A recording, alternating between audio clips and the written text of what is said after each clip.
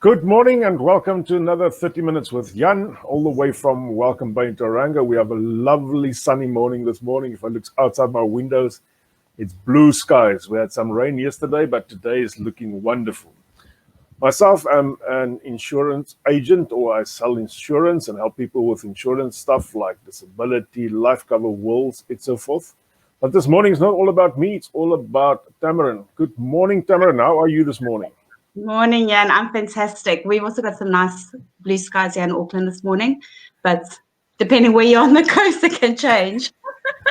But it looks like the weather is slowly but surely making a turn for the better, I think. But we still need a lot of rain down here, so rain has been a big thing for us. Otherwise, it's going to be a very dry summer. Tamarin, you're one of these interesting people. And you started off life in New Zealand as a new immigrant, as a travel agent, and then, of all things, COVID struck. I mean, that's probably like telling anybody you fired. Instantly. What was your first thoughts when you saw the whole travel? How can I say? How was your first thoughts when you saw the whole travel industry grind to a halt? Jan, I was heartbroken.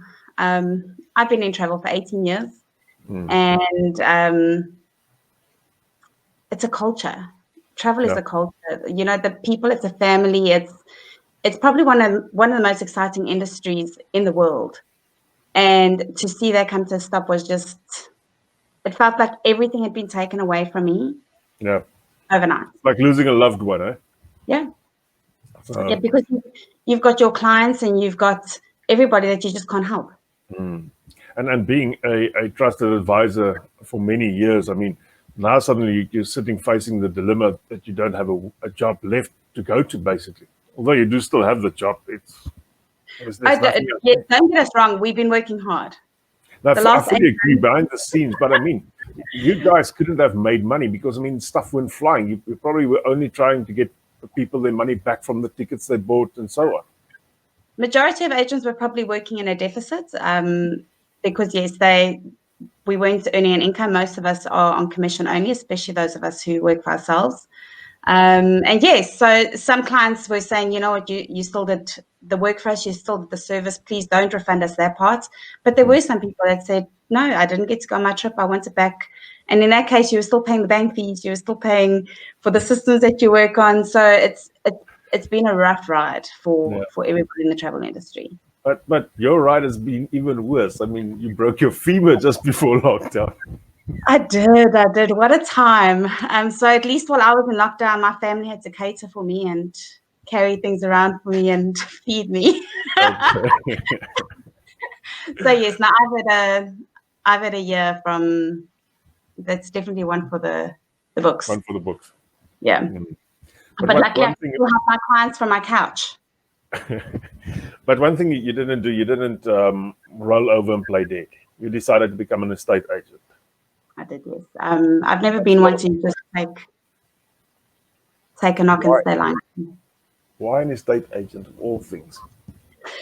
You know, Jan, I've actually wanted to go into real estate for many years. My family lost their house when I was a young girl. You know, one of those cases, bad information, bad choices, lost it to the bank. And if someone had just come in and helped them, you know, it could have been a different situation. And I've been in it I've wanted to do it from them. But when I was 21, I was hijacked and everything around me just changed. And I became a shell of the person that I was. So eventually when I could work for myself from the comfort of my home, and the only time I had to leave was to take my kids around, you know, I was in a good place. My husband tried to convince me. And I said to him, there's no ways I can go sit in someone's home and have people I don't know coming through those doors. So when COVID hit, my husband said, well, what are you waiting for? Well, I'm like, okay, let's do this. So Abby was part of the inspiration here. Say again? So Barbie was part of the inspiration. He was, yes. He's always been my biggest cheerleader. Okay. You know, no matter what part of working with people you go into, it's knowing how to speak to people and knowing how to explain things to them and being honest and having integrity. And whether you're in real estate or in travel, those things carry across. That's right. And that's what I'm hoping to be able to help people with.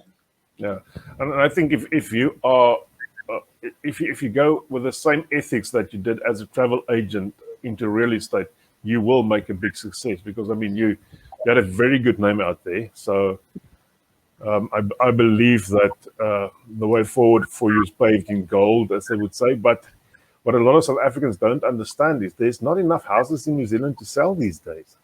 No. That's a bit of a problem. It is. It's a big problem. You can't sell something that you don't have. That's right. So there's a big call out in the market at the moment for anyone. You know, whether you know that you want to sell or not, it's free to get an agent into your house to appraise the property. So get them in there. You might get a massive surprise not knowing what your house is valued at. And if anything, you've got a market report to show your insurance to say that you actually need to up your insurance, because you might be uninsuring your property.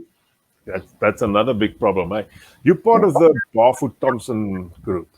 Yes, I am. For which areas are you responsible? So I specialize in North Coast Point, and Hillcrest, which is on the North Shore in Auckland. But Barfoot and Thompson it's a family owned. They've been around, family owned company. They've been around for 97 years. Every director has got the surname of either Barfoot or Thompson. Okay. And because of that, we're not franchised. So we've got no boundaries. So we have had agents in Auckland selling houses up in Whangarei.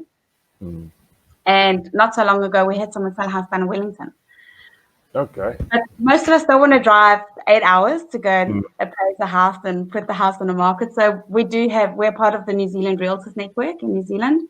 And we work quite closely with a few realtors throughout the country, where we refer and help each other, so it gives us national coverage. But yeah, we have no boundaries, so I can sell a house anywhere, and I can help you sell a house anywhere.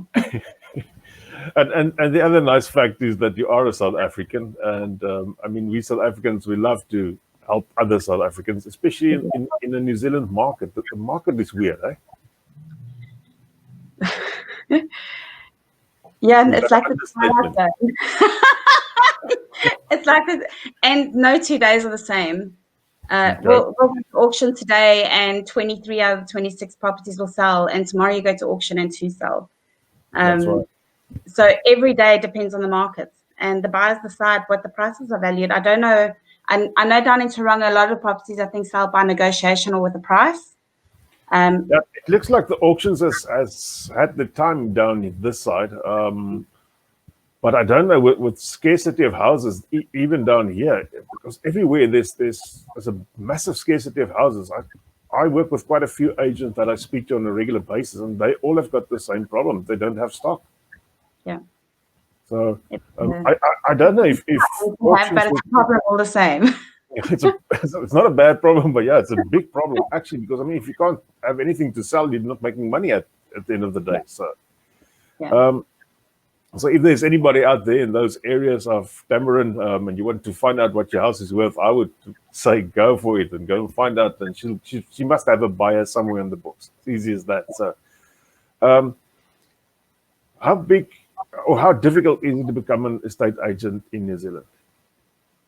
It's a little bit more difficult than South Africa. In South Africa, you just have to go into a branch and you do some onboard training with them and get some experience. In New Zealand, you actually have to have a qualification.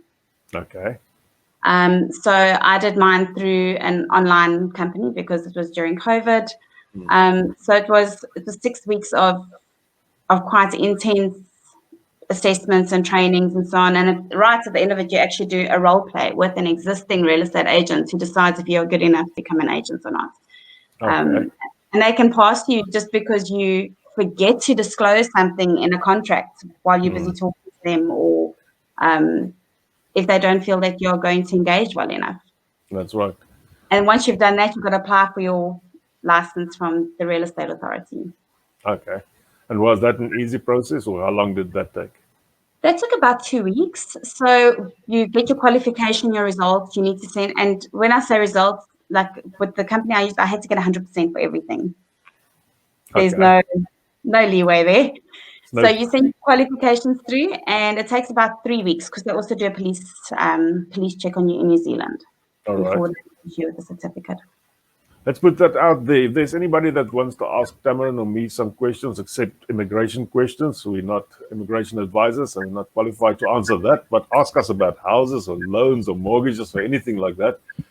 Please pop your question on where you're looking, except on my personal page, because I won't be able to see it there, but we'll answer that on a later stage. So if there's any questions, pop them in and let's see. Tamarin, selling a house in New Zealand. I bought one two months ago, and I mean, I was astounded. I used a South African lawyer down in New Plymouth, and we did everything, I would say, via email. And this process was like this. Whoop. Yep. The next minute, I was the owner of a house. But COVID has done a lot of negative things this year, but there are so many new processes that have come up that people didn't even know that were possible. That's right. Like DocuSign. You know, we've sold loads of properties where people in two different parts of the country, the one signs in DocuSign, yes, gets sent to the other one, gets sent to the solicitors, and it's a done deal. That's right. And it's within a few days, basically, then the house is from the one owner onto the new owner, and you can move in, actually. And we even had people buy from auction during COVID. Okay. So Barfoot and Thompson went with auctions live, and within 3 weeks of going into lockdown, we were going into auction, and in level 3, they sold their first property via online auction. All right. Okay. That's interesting. And no issues with the banks on mortgages and those type of things? So when you buy from auction, you have to be able to buy unconditionally. So anyone that comes there needs to know that they are going to be able to settle on the day of settlement. That's so right. Most people have already got their pre-approvals done, because there's no ways that they can buy and sign a document saying in 2 months' time I can pay $1.2 million into your bank account if they don't know that they're going to have the money from the bank. So you do need to be an unconditional buyer to buy from auction, whether it's online, over the phone, or in person. Okay. Explain to people what this term unconditional means. Yes, lots of jargon. So unconditional means that you cannot put any conditions into a purchase. So you're buying the property, you're saying you're happy as it is, and requesting no changes. You can't ask for any delays. You can't, after buying the house, say, okay, but now you want the building report. Yeah. All of that needs to be done before the auction. So we normally suggest that people, for at least the 2 weeks before auction, the words they use is you do your due diligence.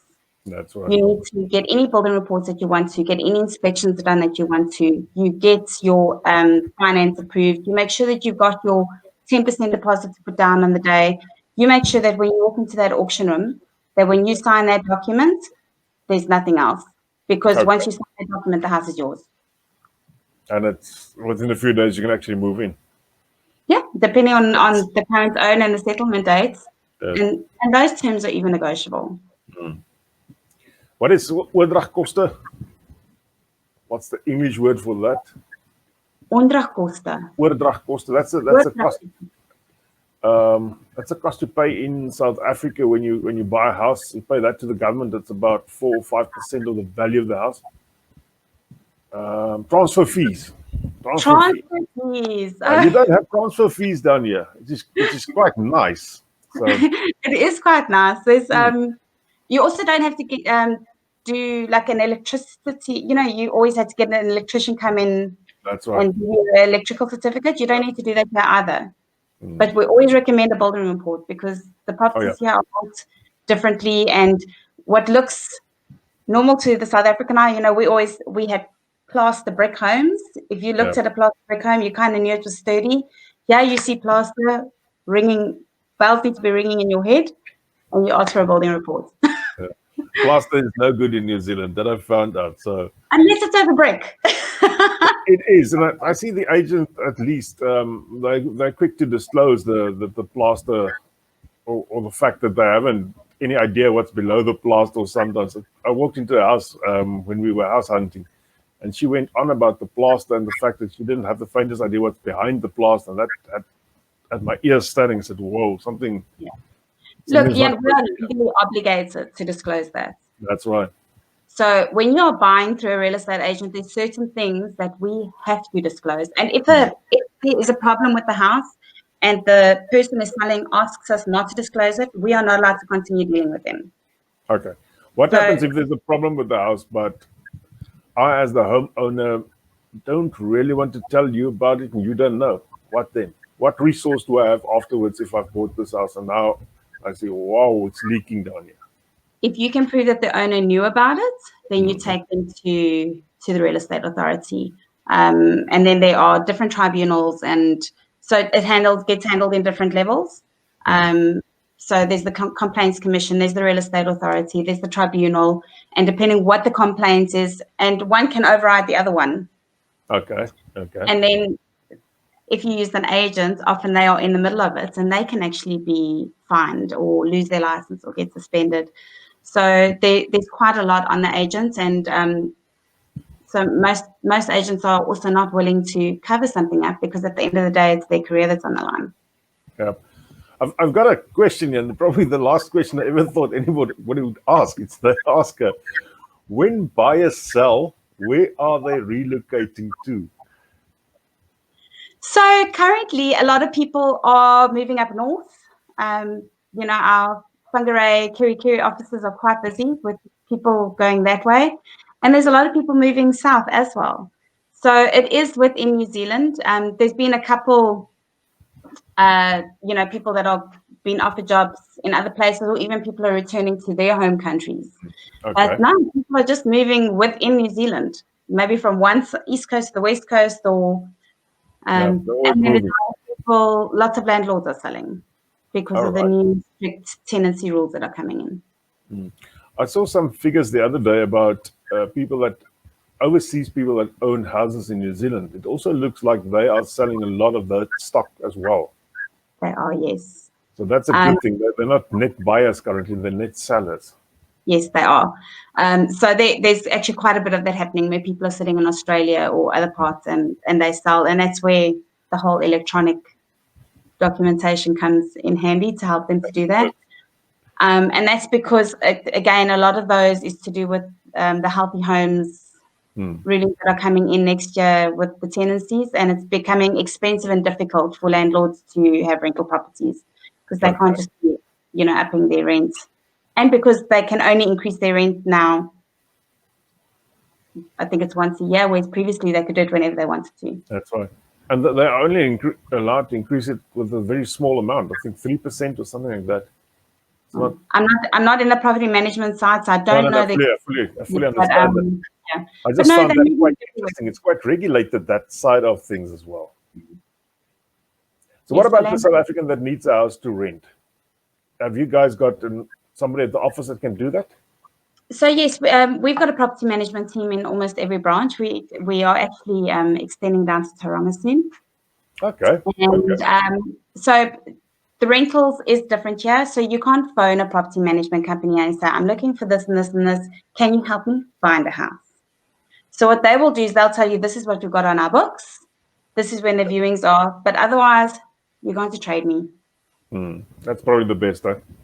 All the rental properties go on to trade me. You book your viewings. You do your application. If you go, I personally don't know of a property management group that specifically will go and look for a house for you because they don't have the time. Running rental properties is very, very time consuming. I can hear the bills in my office, and the phones are ringing off the hook, getting tradies in to fix this and do that, and especially with them trying to get all of the properties up to compliance. That's right. Other thing when buying a house is the leaky house thing. Yes, leaky homes, and that is why you get the plaster disclosed to you. Okay, presumably there's a register, a leaky home register. Yeah, it's pretty much more houses that were built at a certain time, but you also can't take that as hard fact. So I took a bite to the house the other day and I saw it was plaster, and I said to her, I need to tell you that this is plaster. But then when we looked further, the owner actually had a building report done, is that it was one of the few homes built during that period that had a cavity built into the walls. So Okay. to avoid the leaky homes problem is that they started building a cavity between the plaster, between the cladding, and between the structure of the house. All So right. there was somewhere for the moisture to go. It's quite interesting. But yes, you definitely want to ask that question when you walk into a home, because it has to be disclosed, and no bank is going to give you a loan. And some banks ask for the builder's report and some banks don't, which I find actually quite weird. There's no set rules and regulations. No, there isn't. So I think it goes on depending on the area and the age of the house. A plaster home, they will almost 9 out of 10 times ask you No. for a builder's report. And even if the owner has done a building report, we always recommend you get your own building report. Get it from an independent source, and see that it matches up. Because and that's a fact. You can't put a bigger emphasis on that than get your own builder, get your building report, get that sorted. I mean, that costs $700 or $800, and that's peace of mind. So it's peace of mind. The cost to fix something afterwards or to be stuck in that house is going to be way more. Crazy. Sounds like owning a rental doesn't work in your favor. No, it definitely does. It's just that some landlords don't want to do the hard yards and make sure that the property is up to spec. So previously they could just rent out a house no matter what the condition was, and sit back and take. Now there's actually certain things with regards to insulation and heating that they need to be compliant with. So trust me, investing in property and having the right renters in the place is definitely in your favor. No, I fully agree with you. I think investing in property is one of the best things you can ever do with your money in New Zealand. Because no bank will ever give you the growth that you get in property. And if you only think you need to pay about, let's say I've done this sum the other day. You pay about 40% of your own money into a property, and then the tenant will pay that property off at the bank. I mean, where else do you get a freebie like that? So. And that's something else we are in shortage of. We are in shortage of rental properties. So if there's anybody there that knows someone that's standing with an empty home, give me a call. I'll pass it on to our property management, and they can work at getting tenants in there. But it's the same problem down in Tauranga. I spoke to the lady from your competition down here, and she says they always got about 150 odd houses that's turning around, and now they've only got 50. So they're down to 1/3 of what they normally have. So there's somebody just saying the building industry was cheap and nasty previously, which ended in a lot of leaky homes, no cavity systems. So they fully agree with you there. Yeah. So it's interesting if you look at the different homes out there. New Zealanders has got a lot of different, especially roof styles. This was something that I find quite weird. I mean, I know in South Africa, the more little nooks and crannies you do, the more expensive it becomes. But sometimes they go overboard with their nooks and crannies on their roofs. And then you don't know if they're gathering water. You don't know. I mean, so that's why, again, it comes down to building report. It's having someone get up onto that roof and and look at the state of the, because no one can stand on the ground and look and tell you what's happening up there. But the leaky building is hopefully going to be something of the past. Once there's a lot of investors that are just mowing down those houses and putting properties up. There's a lot of people that are actually investing in recladding their houses and fixing them up, and they're getting the compliance certificates. Okay. So it's a work in progress. But if you reclad, that's an expensive exercise. It is, yeah. Yeah, I just saw somebody. You look at what properties are selling for, and some people are getting the return on investment. That is. And I mean, if that's the way that you got to go to sell your property, why not? So, yes. What other tricks are there in your trade? How do I pick up a cheap house? At the moment, there's no houses. There is a shortage, and there's nobody traveling, so a lot of people have got excess money. So it's really just about keeping your eye on the market. I'm checking daily to see what new listings are going up for buyers, and then it's being quick on it. That's right. because even the houses that are going to auction, we're getting 6 to 7 emails daily to say that a pre-auction offer has been made, and that auction gets brought forward and the house gets sold. So Okay. people think they've got 4 weeks, and when they look again, the auction is going to be in 2 days' time because somebody's made an offer on it. Oh, so that can also happen, that you lose the house that you had your eye on at auction to somebody that's faster than you, Yes. or has got bigger pockets than you. That's the Or other thing as well. slightly bigger pockets, yes, yeah. We actually had a family the other day, they finally bought their house on their 14th auction. Oof, okay. And that's a long period of time to go to auctions, eh? Well, the nice thing about British Thomas is you don't have to go to the auction room. That's right. I told you earlier about auctions live. So a lot of our buyers actually sit at work. They can log in. They don't have to register. They can actually watch the auction. They do have to register as a bidder if they want to buy, which we approve on our end. But Okay. they can actually bid online and buy their house without leaving their office. But you can just log in without needing to complete anything if you just want to have a look and see what's going on. Yes. All right. You go That's to Tamarin Seymour's website and you click on auctions and you watch the live auctions. It's fascinating. Okay. Okay. I sometimes have it probably have running to in do the that one another background time. to hear what's happening. Yeah, then you can at least get an idea of what the market is doing where. Yeah, and you can see what we know when properties are going on the market, and you can see what they're selling for. So it's a great way to educate yourself. Okay. Okay. It's always interesting talking to estate agents. I mean, there's so many stories out there. So to tell us a feel good story about somebody that did something and it was turned out better than Oh normal. no, I can't. I'm blushing already when I think of some of the stories that I've heard. I'm not sure I can share them on a live podcast. Probably not the naughty ones. Most of the stories actually come from houses where there are where there's renters in the property and the owner's trying to sell, and the tenants make the agent's life hell. So there's been cases where every time the agent got there to run an open home, the family would have a cookout that morning, and Okay. they would empty the food out onto the floor and leave the pots lying around, and then the agent gets for the open home and everybody's lying around playing games. But on the other hand around as well, I was a tenant in a house that they wanted to sell because the insulation was wrong. So they weren't willing to up the insulation in the house. So they wanted to actually quick sell the house. And they went to the third agent they used eventually sold the house. But the very first agent, oh, what a piece of work actually. He would phone and said, they're coming around in 15 minutes time. He's got people in the car. I mean, then we were all just sitting down having a dinner or stuff like that. And you had no consideration for your private space. So eventually I had to stop him and say, no more coming around unless you give me 24 hours notice. So that was the other side of I know you don't operate like that, but I mean, that's the other side of being in a property that's getting sold. It's not always a good experience.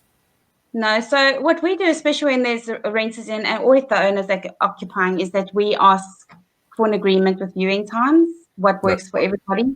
And then we've got an app that every agent has on their phone, and we can log into any property, whether it's a property we're selling or not, and we can see what the viewing instructions are. Oh, okay.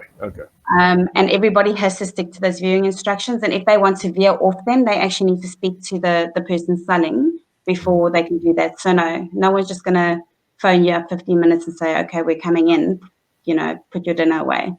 Yeah. So no, Tamarin, it was fun talking to you, but 30 minutes has come and gone. Oh, that went quick. Quick, yep. So I'll just pop you out and just say good. Oh, wait, we've got 1 or 2 more comments. Let me quickly see here. All right. Please repeat the website where to attend the online auction. Okay, to give you the exact website so that I don't go wrong. Why don't you put this into the comments later? Yeah, I can do that. And then people can just click on there and go straight to that. Because I want to do that as well. So. Oh, yes, I'll send the link that way. Yeah, it's great fun to watch, and it's a great learning opportunity. The other question is all regarding rentals and so on, but I know you're not a rental agent, so... I can answer that, though. Okay.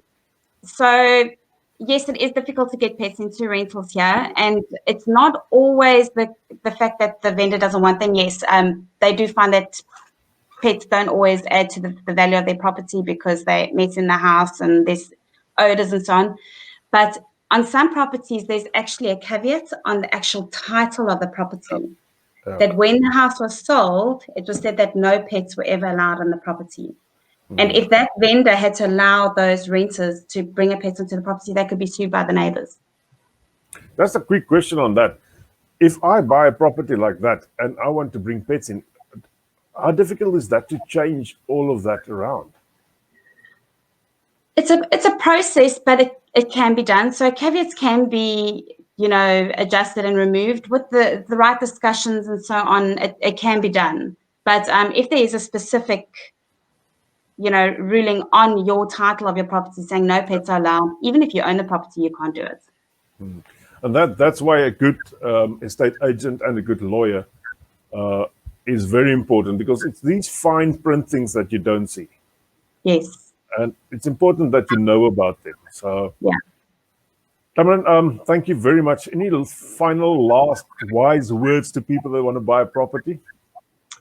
Don't be afraid. It's I know that it's very different to what people are used to, and there's so many things that people don't understand. But pick up the phone, speak to an agent, find someone that you trust. It doesn't cost you anything to speak to an agent. Yep. So they help cover you. At the end of the day, you need to remember the agent is always still working for the person selling the property, but they do have a duty of care to the buyer. So use someone with the experience, with the knowledge, and they can, help you find something that works. All right. I'm going to pop you out and I'll speak to you now. Thank you. That was Tamarin Seymour from Barfoot and Thompson on the North Shore. So one of the South African faces, if you need to speak a bit South African to somebody and not speak Kiwi, I think please give her a call. Tamarin will drop her details for us into the web pages as the day goes on. Guys and girls, thanks. That was me, Jan. 30 minutes with Jan has come and gone. And until next Thursday morning, speak again. Goodbye.